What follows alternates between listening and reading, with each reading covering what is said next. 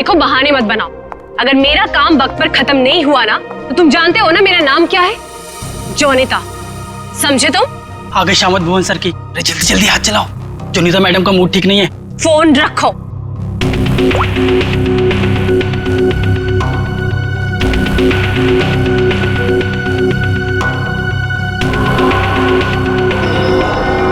भुवन! जी madam, क्या हुआ? क्या है? हाँ, क्या है ये? तुम्हें अच्छी तरह से पता है कि कल सुबेरे एग्जीबिशन है और हमें इस फिश की डिलीवरी करनी है, तो इस फिश का काम अभी तक पूरा क्यों नहीं हुआ? मैडम, आप मुझ पे क्यों चिल्ला रही हैं? इस पे लाल रंग होना है, खूनी लाल।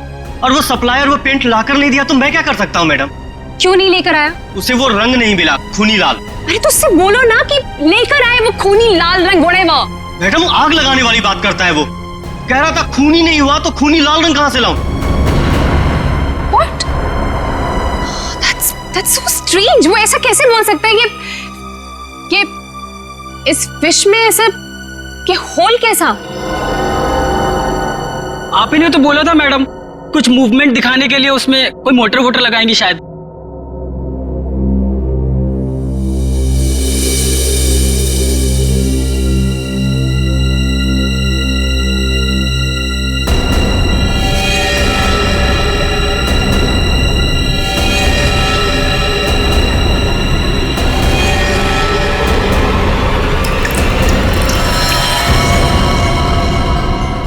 खून? जी मैडम, ये तो खून ही है। पर ये तो फिश मॉडल है, ये तो नकली है। इसमें से खून कैसे निकल?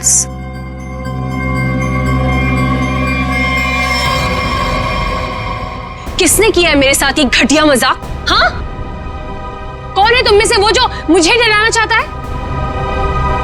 जोनिता, जोनिता! रोहित, रोहित क्या हुआ? तुम इतने घबराए हुए क्यों लग रहे हो? ये देखो। ये क्या है? ये देखो, अगर रिश्ता छुआ ना, हम लोग तो गए।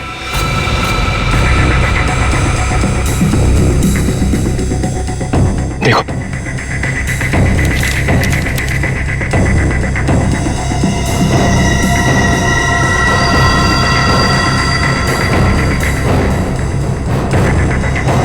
अब क्या होगा जोनिता? ये कैसे हो गया? ये नहीं हो सकता। ओला ऐसे कहाँ है वो? बाहर खड़ा है। जल्दी चलो।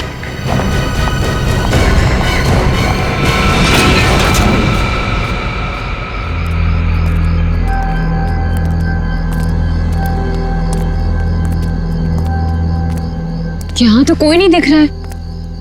अरे यहीं पर तो था, पता नहीं कहाँ चला गया। रोहित, तुम्हें समझ में आ रहा है? हम दोनों बहुत बड़ी मुसीबत में फंस गए हैं। जानता हूं जोनिता। रोहित, तुम्हें अच्छी तरह से याद है उसने यही तुम्हें इंतजार करने के लिए कहा था? हाँ, वो सिर्फ हमारे लिए तो यहाँ पर आया है। वो तो आया है, लेकिन वो कहीं दिखाई भी तो नहीं दे रहा है ना। अब हम क्या करें? तुम एक काम करो, तो यहीं पर रुको, मैं जाके देखता हूँ। ठीक है, do it fast.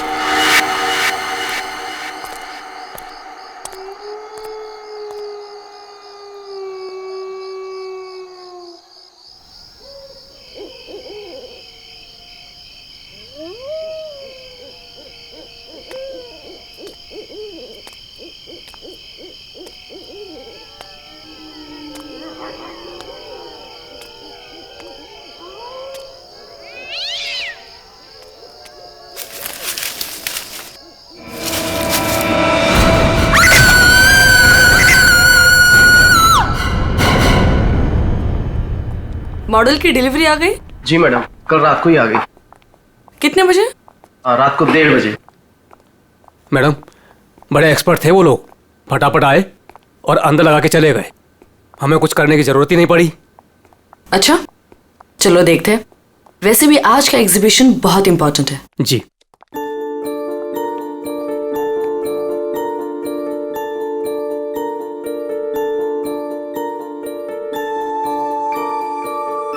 Music music कहाँ से आ रही? जी मैडम, अंदर से आ रही है।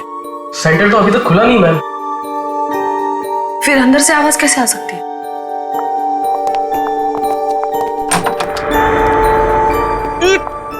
ये बदबू कैसे है? मैडम जी, लग रहा है यहाँ पे कोई चूहा मर गया है।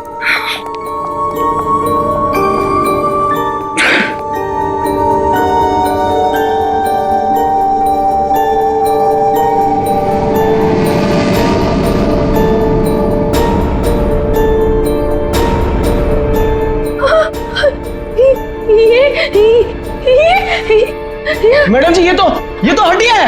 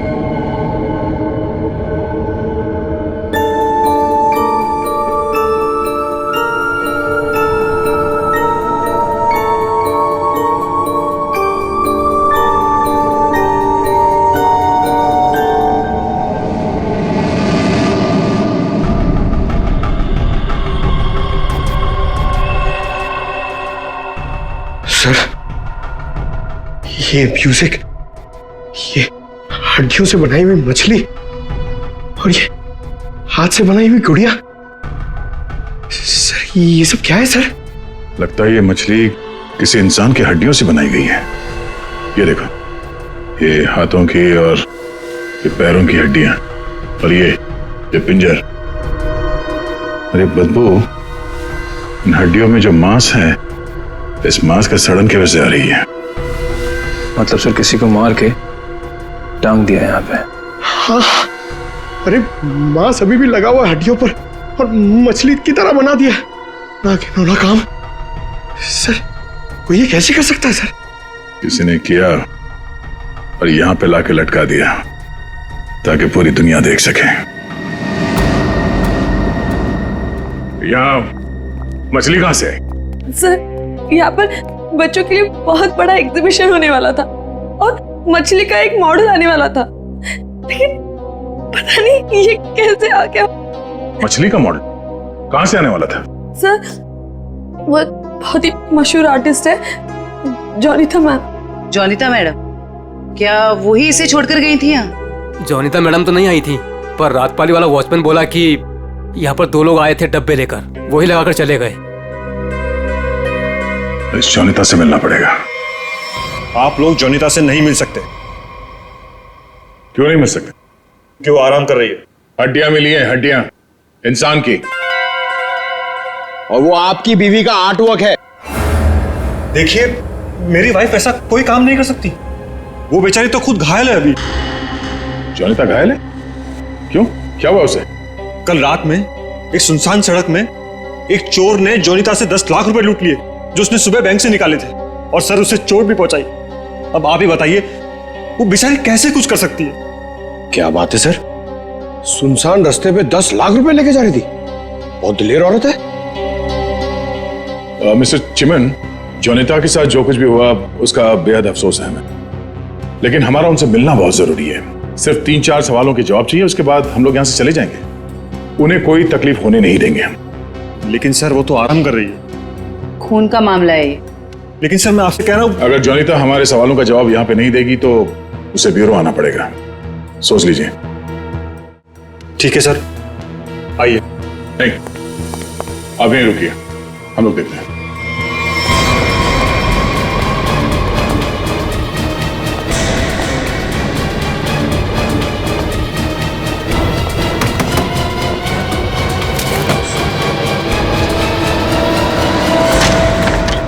अरे आप लोग कौन है और ऐसे कैसे अंदर? चिमन, कौन है ये लोग? सीआईडी।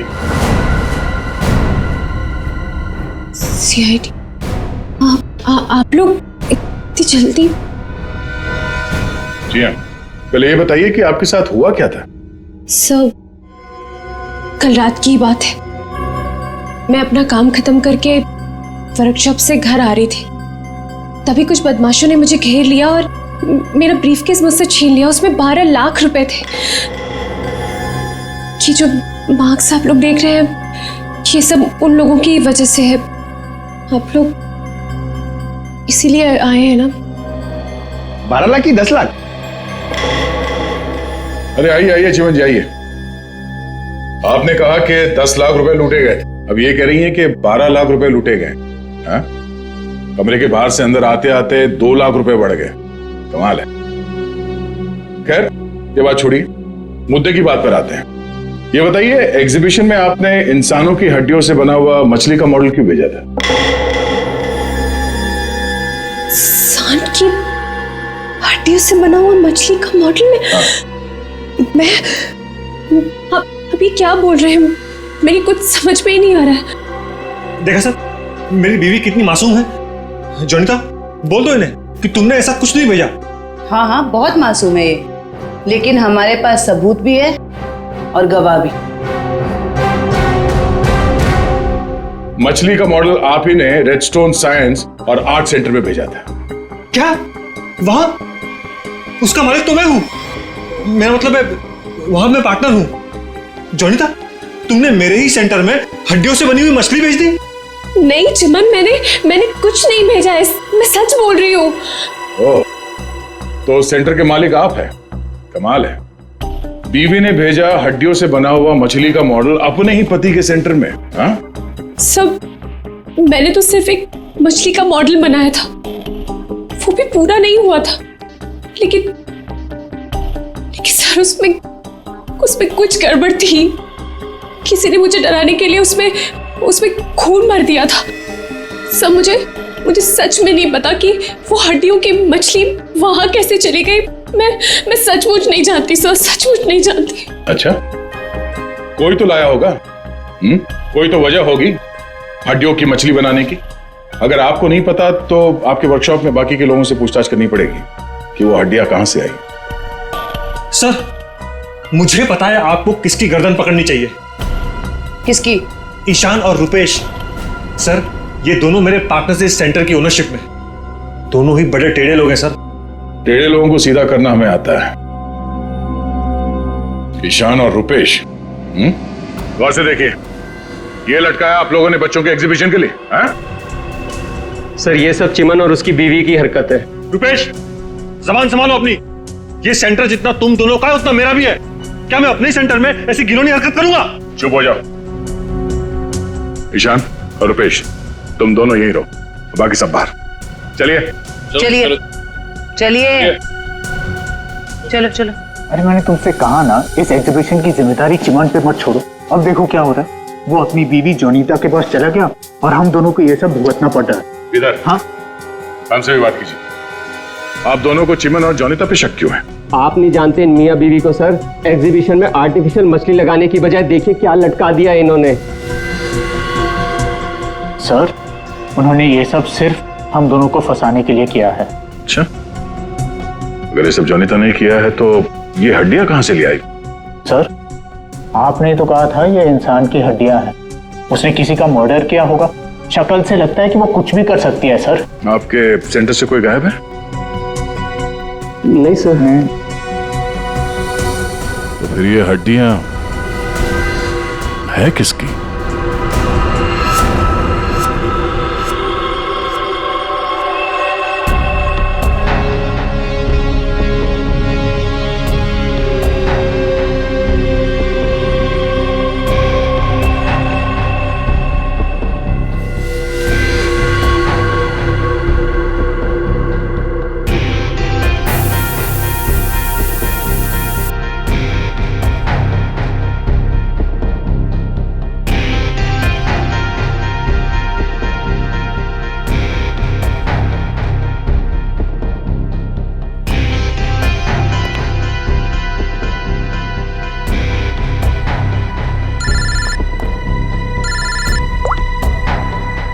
बोलो। अच्छा, ओके, थैंक यू। सर, ये देखिए। हाँ सर, इस मछली में से इंसान निकला कि नहीं? हाँ भाई साहब, इस मछली में से मरने वाला भी निकला है और मारने वाला भी निकला है। सर वो कैसे? इस आदमी की उम्र 25 से 30 साल है। लेकिन सर इसे मारा कैसे गया? गोली से। ये देखो, यहाँ ये पसलियों में गोली लगी। और इसकी पूरी बॉडी को काफी देर तक एसिड में डुबो के रखा गया था ताकि सारा मांस गल जाए। और इस खतरनाक एसिड का नाम है हाइड्रोलिज एसिड। एसिड में डुबो के रखा गया था? हाइड्रोलिज एसिड। लेकिन इतना सारा एसिड खूनी को मिला कहां से होगा? ये एसिड फैक्ट्रीज में इस्तेमाल होता है, खास करके कांच की फैक्ट्रीज में। और मारने वाला? मतलब खूनी के बारे में क्या पता चला? कलाकार, बहुत बड़ा कलाकार है खूनी। देखो, इंसान की हड्डियों को तराश तराश कर मछली बना दी उसने। आर्ट लवर है, आर्ट लवर। अच्छा, कुछ और बता सकते हैं इस आर्टिस्ट के बारे में? इसकी उम्र 22 से 25 साल है और ये एक औरत है। क्या खूनी एक औरत है? हाँ, खूनी एक औरत है। कमाल है, गोली का घाव और कंकाल देख के आप बता दे रहे हैं कि खूनी एक औरत है। मैं नहीं कह रहा हूं, ये सबूत कह रहे हैं। ये देखो, यहाँ हाथ की हड्डियों के बीच में ये मुझे थोड़ा सा खून मिला। जाहिर है ये खून उसी का होगा जिसने ये हड्डियां तराश करके मछली बनाई, क्योंकि इस आदमी की लाश तो एसिड में गल गई होगी, तो ये तो उसी का होगा ना। सर, ये भी तो हो सकता है कि ये खूनी आर्टिस्ट ना हो, उसने सिर्फ ये बनाया हो, खूनी कोई और ही हो सकता है। लेकिन ये लड़की खूनी को जानती तो जरूर होगी, उसके लिए काम जो किया है।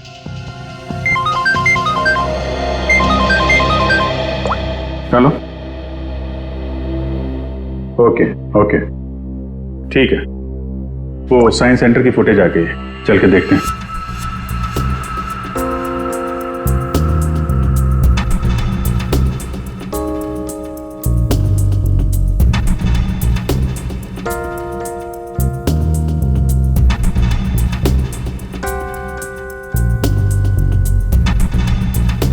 वैन तो आई है सर यहाँ पे।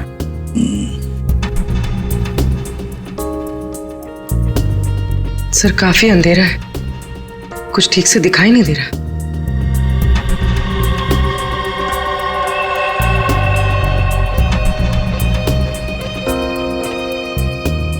भले अंधेरा हो मगर निखिल, दोनों के फोटोग्राफ्स सारे पुलिस स्टेशन में भेज दो, इनके बारे में पता लगा।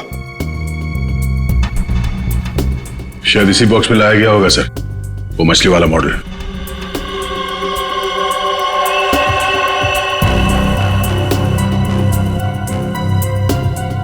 ये वैन में कुछ लिखा हुआ है, तो जूम करो इसमें।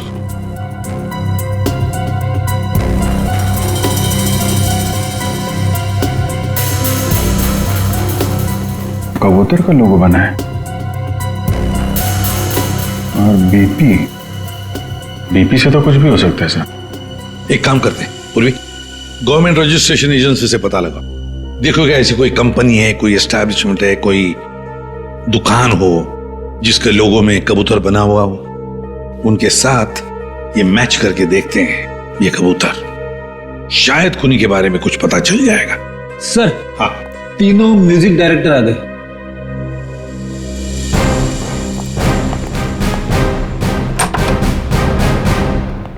देखिए, हम आप लोगों को म्यूजिक का पीस सुनाएंगे, उसे सुनकर आपको बताना है कि आप लोग क्या जानते हैं इसके बारे में। ठीक है सर।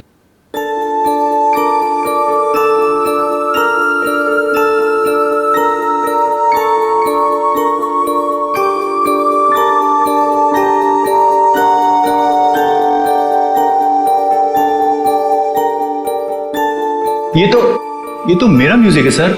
I mean, मैंने ही इसे रिकॉर्ड करवाया है।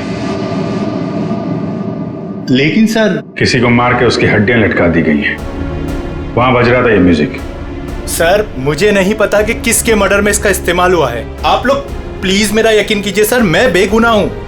आपने ये पीस किसके लिए रिकॉर्ड किया था? म्यूजिक क्लास के लिए, AJK स्कूल।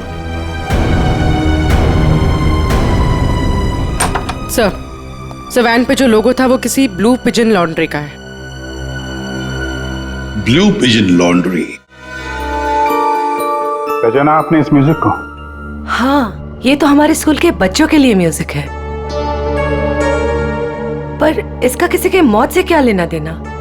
और ये कहाँ मिला आप लोगों को? Redstone art and science centre. Redstone art and science centre. फिर तो ये म्यूजिक और ये सेंटर, इसके बारे में आपको हमारे स्कूल के ट्रस्टी से बात करनी पड़ेगी। ट्रस्टी से क्यों? क्योंकि ये म्यूजिक हमारे ट्रस्टी ने बनवाया था। और हैरानी की बात तो ये है कि वो भी इस redstone art and science centre में जाने वाले थे। जाने वाले थे? हाँ, पर पता नहीं गए भी कि नहीं। कल रात से 2-3 बार उनका फोन ट्राई कर चुकी हूँ, लग ही नहीं रहा है सर। क्या नाम क्या है उनका? मिस्टर रोहित कुमार। रोहित? कहीं ऐसा तो नहीं कि म्यूजिक गुड़िया और हड्डियों वाली मछली किसी किस्म की धमकी या कोई मैसेज हो? और भी एक काम करो, एग्जीबिशन की गेस्ट लिस्ट निकालो, चेक करते हैं गुड़िया, मछली और म्यूजिक, इन तीनों से और कौन कौन जुड़ा हुआ है। शौनक, ये गुड़िया ये तुम्हारे हैंडीक्राफ्ट मिल्स में थे बनती है ना? क्यों? चिमन के साइंस आर्ट सेंटर में इंसान की हड्डियों से बनी मछली के साथ लगा हुआ था ये। कमाल है। अब डर तो गए पर हैरान नहीं हुए? नहीं सर, मैं हैरान हूं। मैं तो बहुत हैरान हूं सर। मेरा कुछ लेना देना नहीं है सर इस सबसे। मजाक किया किसी ने। मजाक बहुत हो गया, अब जरा खुल के बताइए। और मैं आपको याद दिला दूं कि आप CID ब्यूरो में हैं। यहां गूंगे भी बोलने लगते हैं। सवाल पूछने से पहले ही पसीना छूट गया हैं? अब ये बताओ, वो मछली इस चीज के साथ क्यों लटकाई गई थी? मुझे कुछ नहीं पता सर। और वैसे भी ये गुड़िया तो कोई भी खरीद सकता है। बात तो सही है, गुड़िया तो कोई भी खरीद सकता है ना? चलो ठीक है, कोई बात नहीं, तुम जा सकते हो।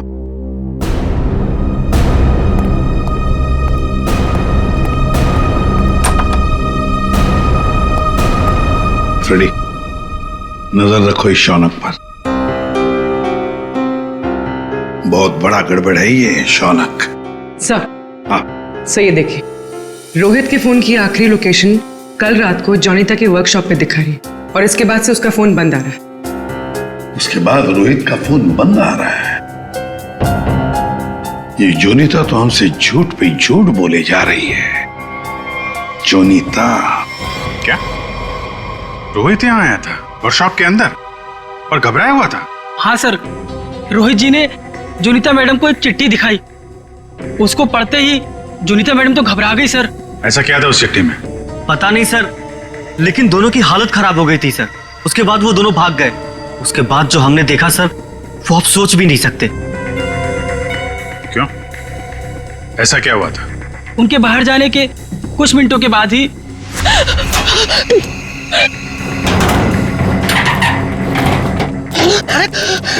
मैडम, ये क्या हुआ आपको? कुछ नहीं, चुप रहो, बिल्कुल शांत रहो। ये बात यहाँ से कहीं बाहर नहीं जानी चाहिए। खोलो दरवाजा, खोलो जोनीता, दरवाजा खोलो जोनीता, दरवाजा खोलो। मैं मरना नहीं चाहता, वो मुझे मार देगा। तुम ऐसा नहीं कर सकती जोनीता। अरे ये तो रोहित साहब की आवाज है।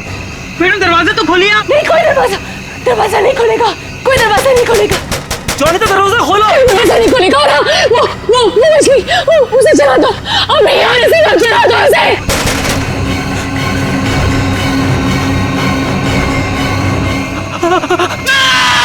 एक आदमी बाहर मर रहा था और आप में से कोई नहीं गया उसे बचाने के लिए? सर, जोनीता मैडम की हालत देखकर और रोहित जी की चीखें सुनकर हम सब बहुत डर गए थे सर। पता नहीं बाहर कौन था, और मैडम ने दरवाजा खोलने से मना भी किया था। कमाल है सर, ये जोनीता ही कुछ गड़बड़ लग रही है। हाँ सर, सारी बातें उसी की तरफ इशारा कर रही हैं। पता करना पड़ेगा उस चिट्ठी में ऐसा था क्या जिसकी वजह से इतना हंगामा हुआ है।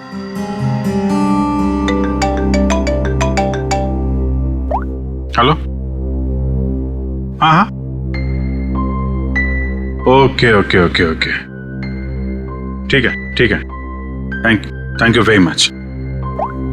जिस वैन से वो हड्डियां सेंटर पहुंची थी ना, वो लॉन्ड्री वैन का ड्राइवर काम पे वापस आ गया है।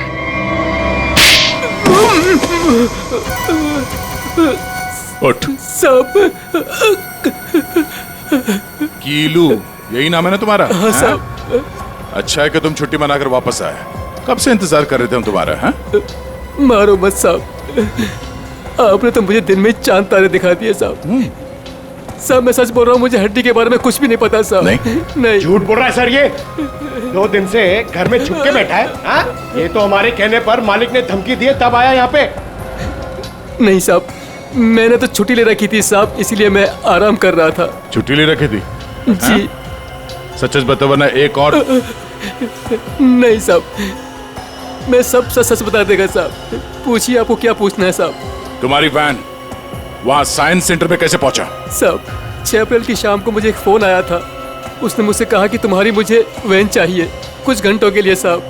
बस मेरा काम इतना था साहब कि मुझे वो कांच की बंद पड़ी हुई फैक्ट्री के सामने अपनी गाड़ी खड़ी करनी थी साहब। बस इतना ही मेरा काम था साहब। किसी ने कहा और तूने कर दिया, सोचा नहीं क्या होगा उसका? साहब उसने मुझे 25,000 भिजवा दिए थे ना, इसलिए मैंने फिर कुछ सवाल नहीं किया साहब। बिना सोचे समझे काम करोगे तो ऐसे ही फंसोगे। गलती हो गई साहब। चल, गलती हो गई। खून तो इस ग्लास मिल में हुआ है, अब वहीं हड्डियों का मांस उतारा गया होगा। निकले, काम करो, इस कीलू का फोन ले लो। इसको फोन करने वाले के बारे में हम खुद पता लगाएंगे। तब तक इस ग्लास मिल में है क्या देखते हैं।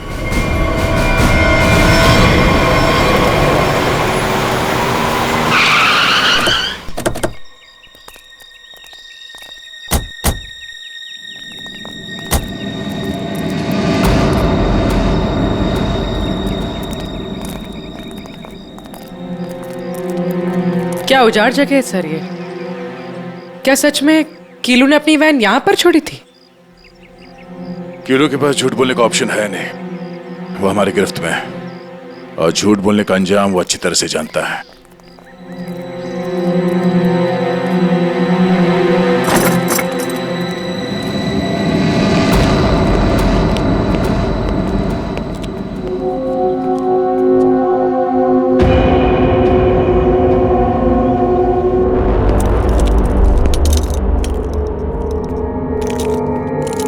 इस मिल में कांच तराशने का काम होता था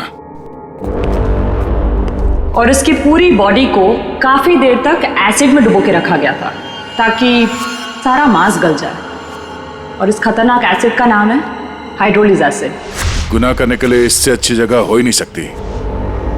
किसी का खून करके उसकी हड्डियों को एसिड में गलाया गया है और ऐसा काम यहां हो सकता है।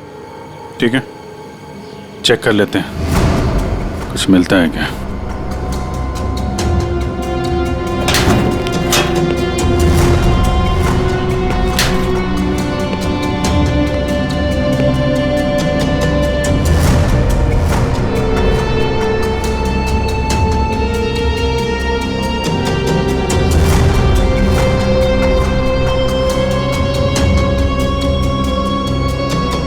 बाथ टब और यहाँ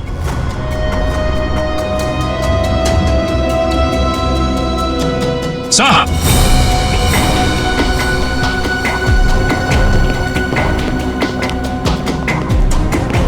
हाँ सचिन, ये देखिए सर, बाथटब के ऊपर खून लगा हुआ है। फैक्ट्री के अंदर बाथटब और बाथटब में खून। लगता है बॉडी पे एसिड डाल के इसी में गलाया गया है। मांस अलग, हड्डियां अलग। ये देखो, जले हुए मांस का अंश लगता है। सर यहाँ पर कुछ है। पूर्वी नहीं, हाथ मत लगा। एसिड होगा, उंगलियां जल जाएंगे। किसी और चीज से निकालना पड़ेगा। एक मिनट सर, ये कुछ है, इससे निकलेगा।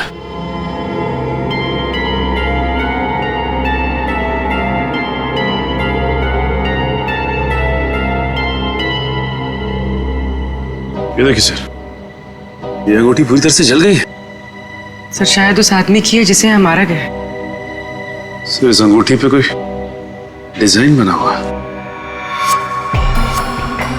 आर लिखा है सर इस पे। आर? कहीं अंगूठी रोहित की तो नहीं? वो स्कूल के ट्रस्टी की हो सकते हैं। रोहित की बचपन की फ्रेंड जोनीता, वही बताएगी किसकी अंगूठी है। आपका कहने का मतलब क्या है कि मैं खूनी हूँ? अब ऐसे ही समझ लीजिए। जोनीता जी, अगर खूनी आप नहीं है तो कौन है, आप ही बताइए। देखिए वो सब मैं नहीं जानती, लेकिन मैं सिर्फ इतना जानती हूँ कि मैंने कोई गुनाह नहीं किया है। अगर ऐसा है तो आपने अपने वर्कशॉप में वो मछली का मॉडल जलवाया क्यों? ये चुप रहने से तुम्हारी सच्चाई साबित नहीं होगी। दरअसल सर, वो मछली से खून निकलते देखकर मैं बहुत डर गई थी, इसलिए मैंने उसे जलवा दिया। चलिए एक और बात बताइए जयंती, ये रिंग रोहित की है ना, जिसकी तुमने मदद नहीं की? ये रिंग रोहित की है ना, जिसकी तुमने मदद नहीं की? ये तो जब पता था तो बचाया क्यों नहीं उसे? हा? हमें पता है कि उस रात वर्कशॉप के बाहर रोहित तुम्हारे साथ था। क्या हुआ था वहां पे? उसकी मदद क्यों नहीं की तुमने? बताओ। कौन था उस रात तुम्हारी वर्कशॉप के बाहर? और उस चिट्ठी में क्या था जो रोहित ने आपको दिया था? सब मुझे नहीं समझ में आ रहा है। आप लोग क्या कह रहे हैं? देखिए इस वक्त मेरे पति बाहर हैं और मैं उनके एब्सेंस में आप लोगों के किसी भी सवालों का जवाब नहीं देना चाहती। आप लोग प्लीज मुझे बातों में मत फंसाइए। हम तुम्हें फंसाने नहीं आए, तुम्हें बचाने आए। मछली के उस मॉडल में जो हड्डियां हैं वो शायद रोहित की है। जिसने भी रोहित को मारा उस रात वो तुम्हें भी मारना चाहता था। अब जो कुछ भी है सच सच बताओ, झूठ बोलने का कोई फायदा नहीं। सर मैं नहीं बचूंगी अब, अगला नंबर मेरा है सर।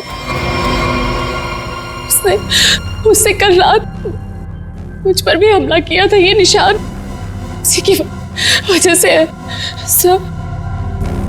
मैं तो बच गई, लेकिन मैं रोहित को नहीं बचा पाई सर। कौन था वो जो तुम्हें मारने आया था? सर मुझे नहीं पता सर। मैं उसका चेहरा नहीं देख पाई। कोई सिर्फ तुम दोनों को ही क्यों मारना चाहता मगर? हाँ? नहीं सर, हम दोनों 3, मैं, रोहित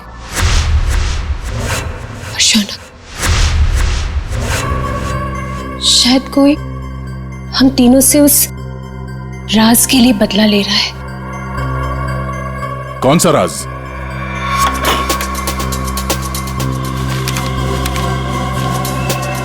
ये मछली तुझे बचा नहीं पाएगी।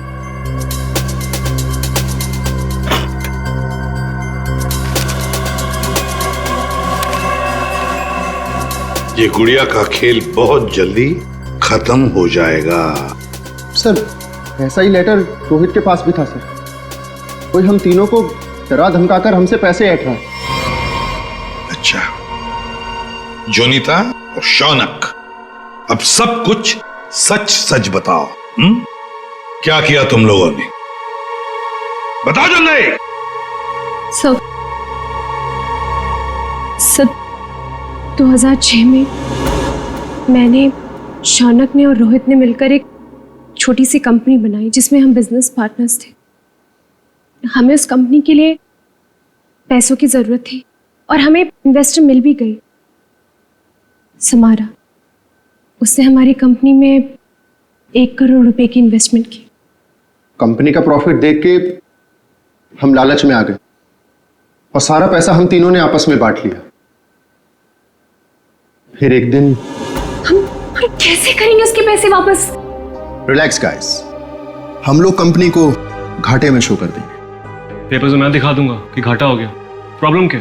और मैं इतनी बेवकूफ हूं कि सब मान जाऊंगी। समारा हम तो तुम लोग मुझे घाटा दिखाओगे? समारा ने ऐसी ये बिजनेस खड़ा नहीं किए। पैसा दिया है समारा तो लेना भी जानती हूँ। प्लीज उसे छोड़ दो। तुम चुप। पीछे हटो।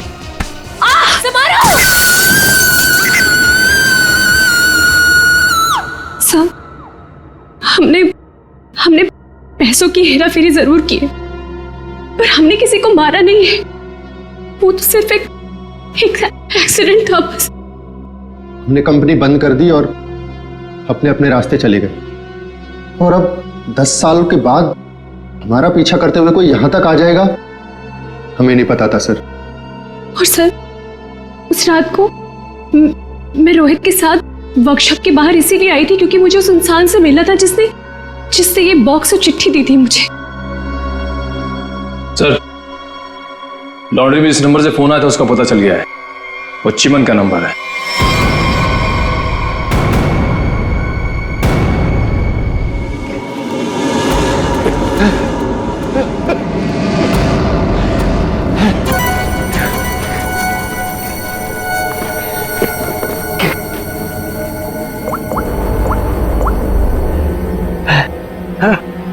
अरे कहाँ हो तुम?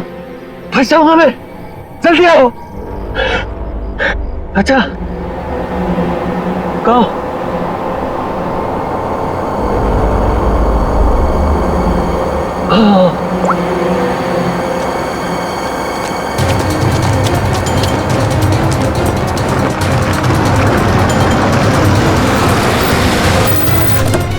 कहाँ रह गई थी तुम? मेरी गर्दन तो बस गई थी समझो। पहले ये बताओ कि तुम सीआईडी से बच के निकले कैसे? तुमसे किसने कहा कि मैं सीआईडी से बच के निकला? मतलब? सामने देखो।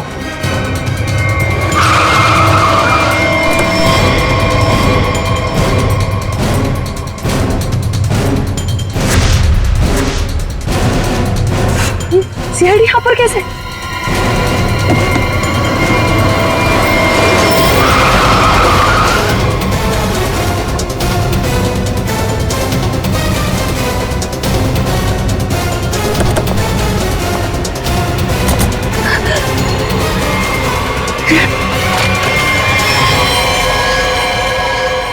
मुझे धोखा दिया? हाँ? मैं अकेला क्यों डूबूं? तुम्हें साथ लेकर डूबूंगा। डूबेगा नहीं तू, मरेगा। गोली मत चलाना। पास मत आना, मार दूंगी मैं इसे। नहीं, गोली मत चला।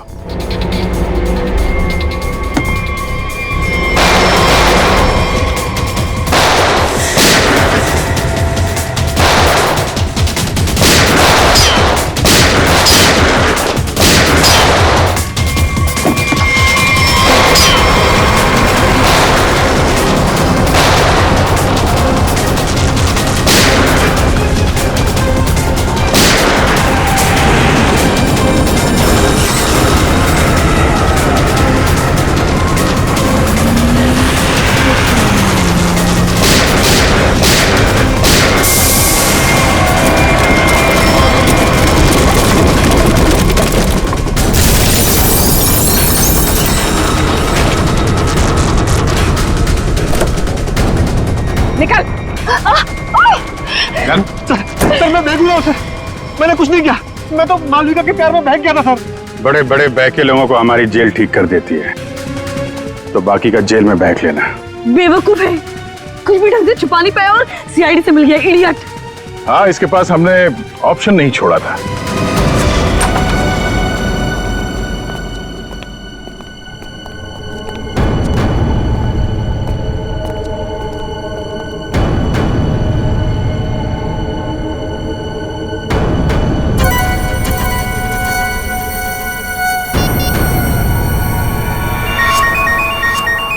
यही जगह है, यही छुप के बैठा वो।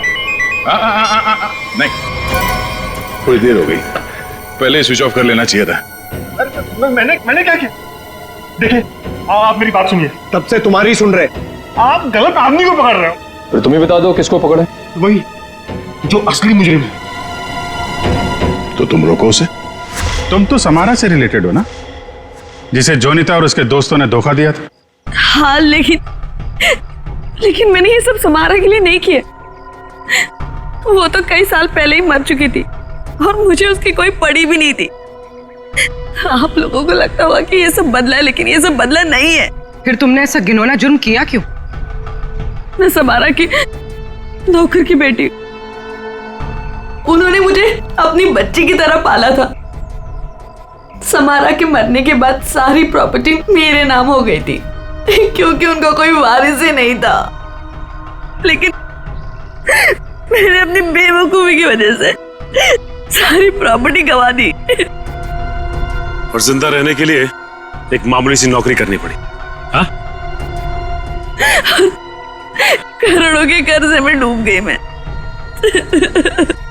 तो जोनिता, रोहित, शौनक और उनके पुराने कंपनी के कागजात, वो धमकियां, रोहित के दर्दनाक मौत, इस रास्ते कैसे चल पड़ी तुम?